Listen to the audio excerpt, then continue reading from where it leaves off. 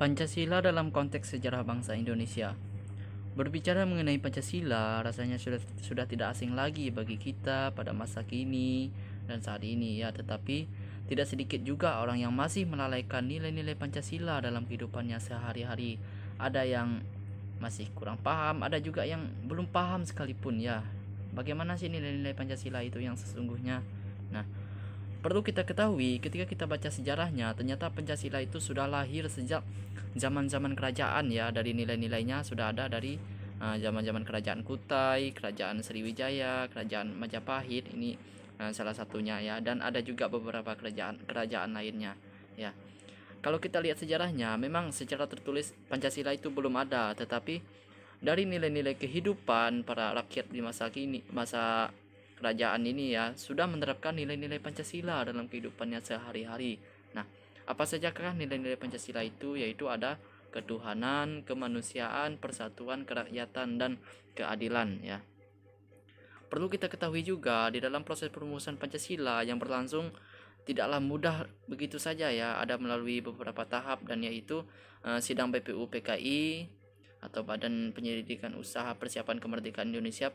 Pancasila pertama dirumuskan pada saat sidang pertama ya, dan sidang pertama pun dilakukan 3 kali pertemuan. Nah, sangatlah tidak mudah ya, hingga lanjut ke sidang kedua ya. Jadi tidak langsung begitu saja ya, hingga saat pengesahannya yaitu di sidang PPKI ya. Ada beberapa hal yang disahkan atau dibahas pada saat sidang PPKI, dan salah satunya mengesahkan Pancasila dan Undang-Undang Dasar sebagai dasar negara Indonesia yang kita pakai sampai pada saat ini. Nah, jadi dapat kita lihat ternyata tidaklah mudah ya, proses-prosesnya cukup panjang ya. Nah, jadi apa yang dapat menjadi pembelajarannya untuk kita semua melihat semuanya itu ya, pertama kita harus mengerti apa itu Pancasila. Tentunya kita harus mengerti dahulu pada dasarnya ya, apa itu Pancasila yang sesungguhnya ya, dan beserta makna-maknanya ya. Lalu yang kedua, kita tidak boleh melupakan jasa para pahlawan kita. Nah, ini penting nih, khususnya para saya percaya ya, buat para anak-anak muda, generasi muda pada masa kini, ketika Anda sudah berjuang, lalu perjuangan Anda itu tidak dianggap, pasti hatimu sakit, perasaanmu kecewa ya. Nah, begitu juga dengan para pahlawan kita ya, jangan kita lupakan perjuangan mereka yang sudah berkorban, jiwa, raga, nyawa mereka berikan untuk Indonesia ini, yang telah berkorban memerdekakan Indonesia, merumuskan Pancasila, mengesahkannya, hingga hasilnya kita nikmati sampai pada saat ini ya, pada masa kini ya. Lalu yang ketiga, pastinya ya, marilah kita terapkan nilai-nilai Pancasila dalam kehidupan kita sehari-hari. Apa saja sih nilai-nilai Pancasila itu tadi? Yaitu ada ketuhanan, kemanusiaan, persatuan, kerakyatan, keadilan ya. Nah, salah satu contohnya ya, contoh-contohnya itu seperti apa sih ya? Ya, ini dari ketuhanan yang Maha Esa ya. Nah, itu ada makna-maknanya. Saya tidak bacakan satu-satu, tapi boleh dilihat ya. Jadi saya langsung ambil kesimpulannya saja ya. Kesimpulan dari sila pertama ini yaitu menuntut setiap warga negara mengakui Tuhan Yang Maha Esa sebagai pencipta, dan menuntut umat beragama untuk hidup rukun ya, walaupun berbeda keyakinan ya. Jadi kita itu harus saling menghargai satu sama lain. Nah, lalu di sila yang kedua ya, sama ada poin-poinnya juga ya. Itu makna-maknanya ya, langsung ke kesimpulannya saja.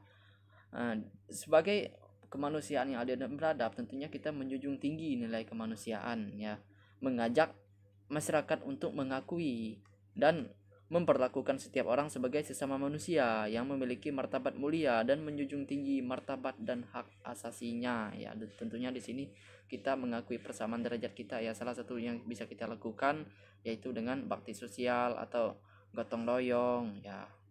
Lalu di sila yang ketiga, nah, persatuan Indonesia ya. Ada beberapa maknanya juga bisa dilihat. Nah, jadi saya langsung kesimpulannya saja, yaitu di sini kita menumbuhkan sikap cinta terhadap tanah air ya, bangsa dan negara, serta loyal dan solider memperjuangkan hal-hal yang menyangkut kepentingan negara, juga terhadap kepentingan sesama warga negara ya. Bagaimana kita mesti hidup bersatu ya. Ya, pastinya kita tidak saling membeda-bedakan juga ya. Nah, dan saling menghargai satu sama lain. Kita ini Indonesia ini banyak suku, banyak agama ya, untuk hidup bersatu, untuk menciptakan kedamaian, kesejahteraan ya. Pastilah kita menerapkan sila ketiga ini ya. Lalu sila keempat. Nah, Ya, itu ada beberapa poin ya. Di sila keempat ini mari kita mengajak masyarakat bersikap peka dan ikut ambil bagian dalam kehidupan politik dalam pemerintahan negara bermasyarakat atas dasar tanggung jawab sesuai dengan kedudukannya masing-masing ya. Atau misalnya kita melakukan musyawarah itu harus menghargai pendapat satu sama lain ya, karena pasti semua orang tuh masing-masing berbeda pendapat ya, sering terjadi kekecokan ya terkadang. Nah, dalam hal ini kita memberi kesempatan kepada yang lainnya untuk apa diadakan musyawarah, tentunya untuk mencapai mufakat dan hasil yang bisa kita sepakati bersama ya. Sila kelima, keadilan sosial bagi seluruh rakyat Indonesia ya, itu ada beberapa poinnya. Nah, ini khusus kepada pemerintah juga ya, di dalam menerapkan keadilan sosial bagi seluruh rakyat Indonesia, contohnya dalam segi hal bantuan tentunya pasti harus bersikap adil ya, jangan si dikasih si benda dan lainnya. Kita melihat juga kriteria dan pertimbangan dalam hal ini ya, pastinya diperlukan juga tim penyelidik ya. Nah, untuk adil bagi seluruh rakyat Indonesia, tapi bukan hanya untuk pemerintah saja ya, untuk para rakyat biasa, para masyarakat ya. Di sini mengajak masyarakat agar aktif dalam pemberian sumbangan yang wajar sesuai dengan kemampuan, dengan tidak membeda-bedakan suku, agama, ras, agar tercipta kesejahteraan bagi seluruh rakyat Indonesia ya. Nah, nilai yang dapat dikembangkan pada pembelajaran sebagai seorang guru. Jika Anda sekarang sebagai seorang pendidik, jika Anda sekarang sebagai calon pendidik atau peserta didik, nah jika suatu saat menjadi guru, nilai pembelajaran apa sih yang dapat Anda kembangkan dari materi ini? Tentunya ya, pertama, guru memberi peran penting dalam membangun pendidikan dalam sebuah negara.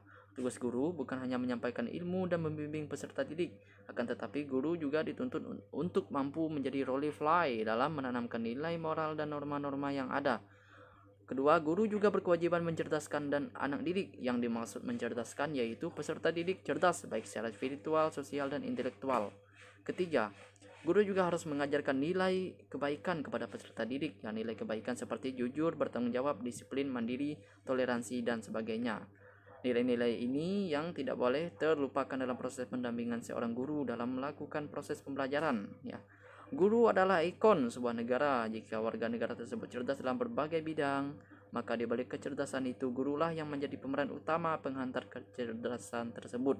Luar biasa ya. Kalau kita berbicara mengenai guru, guru itu tidak semuanya hebat, tetapi orang hebat itu pasti berkat dari seorang guru. Nah, langsung ke kesimpulan ya. Pancasila sudah lahir sejak zaman sebelum kemerdekaan 1945, tadi sudah sempat saya singgung sedikit ya. Nah, dan dari nilai-nilai Pancasila pun sudah ada sejak zaman-zaman kerajaan ya. Dan adanya Pancasila telah melalui proses yang panjang dimatangkan oleh sejarah perjuangan bangsa Indonesia. Tetapi bangsa Indonesia lahir dari sejarah dan kebudayaan yang tua, kemudian mengalami masa penjajahan yang cukup panjang sampai akhirnya bangsa Indonesia merumuskan Pancasila dan memproklamasikan kemerdekaannya pada tanggal 17 Agustus 1945. Sejarah perjuangan bangsa untuk merebut kembali kemerdekaan nasionalnya sama tuanya dengan sejarah penjajahan itu sendiri, dan hasilnya kita nikmati sampai saat ini ya. Sebagai saran, penutup, mengingat perjuangan bangsa Indonesia dalam meraih kemerdekaan, maka perlu adanya kesadaran di dalam diri kita sendiri sebagai bangsa Indonesia, baik anak muda atau generasi muda dan juga para tua-tua, menyadari bahwa Pancasila adalah dasar negara dan pandangan hidup bangsa, serta merasakan bahwa Pancasila adalah pedoman dalam kehidupan kita sehari-hari ya. Oleh karena itu, maka sejarahnya juga jangan kita lupakan, pengalamannya harus dimulai dari setiap warga negara Indonesia dan dikembangkan menjadi pengalaman Pancasila oleh setiap lembaga-lembaga pusat maupun di daerah. Untuk itu, perlu usaha yang sungguh-sungguh dan terus-menerus serta terpadu dalam terlaksananya penghayatan dan pengamalan nilai Pancasila tersebut ya. Marilah kita semua sebagai warga negara Indonesia harus menjunjung tinggi NKRI atau Negara Kesatuan Republik Indonesia dan menerapkan nilai-nilai Pancasila dalam kehidupan kita sehari-hari. Nah,